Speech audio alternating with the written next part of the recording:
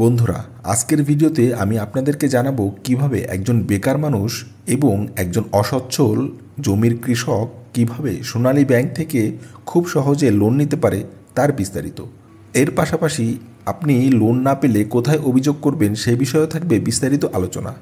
অন্য সকল ব্যাংকের তুলনায় সোনালী ব্যাংকের লোন প্রক্রিয়া একটু ভিন্ন, তাই শুরু থেকে শেষ পর্যন্ত যদি আপনি এই ভিডিওটি দেখেন তাহলে খুব সহজেই আপনি লোনের প্রক্রিয়াটি জেনে যাবেন।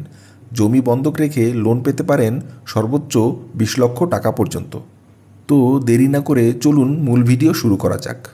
সোনালী ব্যাংক বাংলাদেশের সরকারের মালিকানাধীন সবথেকে বড় ব্যাংক। এখানে বেকার মানুষরা চাইলেই তাদের নামে বা পরিবারের নামে থাকা জমির দলিল বন্ধক রেখে খুব সহজে লোন নিতে পারেন। জমির দলিল দিয়ে সাধারণত 1 লক্ষ টাকা থেকে শুরু করে 20 থেকে 25 লক্ষ টাকা পর্যন্ত লোন নেওয়া যায় অনায়াসে। এই লোন নেওয়া যাবে ব্যবসা শুরু করতে, কৃষিখাতে বিনিয়োগ করতে অথবা ছোটোখাটো শিল্প চালু করতে। তাই আপনি যদি মনে করেন আপনি কোনো ব্যবসা শুরু করতে চাচ্ছেন কিন্তু হাতে কোনো টাকা নেই, তার জন্য সোনালী ব্যাংক আপনার জন্য অন্যতম একটি সেরা ব্যাংক। এখান থেকে আপনি জমি বন্ধক রেখে খুব সহজেই লোন নিয়ে আপনার ব্যবসা শুরু করতে পারেন।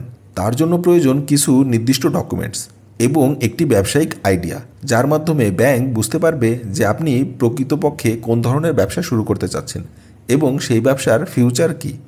তাহলে চলুন আমরা জেনে নেই সুদের হার ও কিস্তি সম্পর্কে। সুদের হার সাধারণত 9% থেকে 11%-এর মধ্যে হয়ে থাকে। কিস্তির পরিমাণ মাসিক বা ত্রৈমাসিক ভিত্তিতে হতে পারে। সাধারণত 3 থেকে 10 বছর পর্যন্ত এই লোনের মেয়াদ হয়ে থাকে, তাই আপনি আপনার প্রয়োজন অনুযায়ী মেয়াদ বাড়িয়ে বা কমিয়ে নিতে পারেন। এবার চলুন আমরা জেনে নেই কী কী ধরনের কাগজপত্র আপনার হাতে থাকলে আপনি খুব সহজে সোনালী ব্যাংক থেকে লোন পেতে পারেন। লোন নিতে হলে আপনার প্রথমেই যেটি প্রয়োজন হবে সেটি হচ্ছে জমির মূল দলিল বা নামজারির কাগজ। দ্বিতীয়টি খাজনার রসিদ। তৃতীয়টি নাগরিক সনদপত্র বা পরিচয়পত্র। চতুর্থটি 2 কপি পাসপোর্ট সাইজের ছবি। পঞ্চমটি গ্যারান্টর থাকলে তার তথ্য। 6 নম্বর ডকুমেন্টসটি হচ্ছে আপনার আয়ের প্রমাণপত্র বা ব্যবসায়িক পরিকল্পনার কাগজ। আপনার আয়ের প্রমাণ বা ব্যবসার পরিকল্পনার কাগজপত্র। আবেদন প্রক্রিয়া খুবই সহজ। প্রথমেই আপনি সোনালী ব্যাংকের শাখায় যোগাযোগ করেন। এখান থেকে একটি আবেদন ফর্ম নিয়ে সেটি সম্পূর্ণভাবে ফিল আপ করে জমা দিন। ফর্মের সাথে আপনার প্রয়োজন হবে জমির দলিল এবং অন্যান্য কাগজপত্র, যেটি আমি পূর্বে আলোচনা করেছি। আপনার জমি যাচাই করে আপনার লোন অনুমোদন দিবে। অনুমোদন হয়ে গেলে আপনার একটি সোনালী ব্যাংকের অ্যাকাউন্টে জমা দেওয়া হবে। তাই অবশ্যই আপনার একটি সোনালী ব্যাংকে অ্যাকাউন্ট থাকা প্রয়োজন। এবার চলুন আমরা জেনে নেই অভিযোগ। এই লোন পেতে আপনার যদি কোনো রকমের অভিযোগ থাকে তাহলে আপনি কোথায় অভিযোগ জমা দিবেন। অনেক সময় দেখা যায় ব্যাংক কর্মকর্তা অযথা ঘোরায় এবং সঠিকভাবে লোন প্রক্রিয়া সম্পন্ন করে না। তাই আপনি এক্ষেত্রে সোনালী ব্যাংকের শাখা ব্যবস্থাপকের নিকট একটি লিখিত অভিযোগ করবেন। সমাধান না হলে সোনালী ব্যাংকের হেড অফিসে যোগাযোগ করবেন। যদি তাতেও আপনি কোনো সমাধান না পান তাহলে সরাসরি বাংলাদেশ ব্যাংকের অভিযোগ ব্যবস্থাপনা সেল অর্থাৎ কাস্টমার কমপ্লেন্স সেলে অভিযোগ করবেন।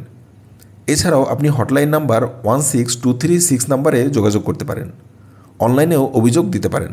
আমি অভিযোগের লিঙ্কটি আমার ডেসক্রিপশন বক্সে দিয়ে দিব, আপনারা চাইলে সেখান থেকে অভিযোগ সাবমিট করতে পারেন। জমির দলিল দিয়ে সোনালী ব্যাংক থেকে লোন পাওয়া একদম সহজ, তবে কাগজপত্র ঠিক থাকতে হবে। আর যদি কোনো কর্মকর্তা ঘুরায় বা হয়রানি করে তাহলে নির্দ্বিধায় অভিযোগ করেন। আশা করি ভিডিওটি আপনার অনেক উপকারে আসবে। ভিডিওটি ভালো লাগলে লাইক, কমেন্টস এবং শেয়ার করতে ভুলবেন না। আর আমার চ্যানেল সাবস্ক্রাইব করে পাশেই থাকবেন। সো আজ আমি যাচ্ছি, দেখা হবে নতুন কোনো ভিডিওতে।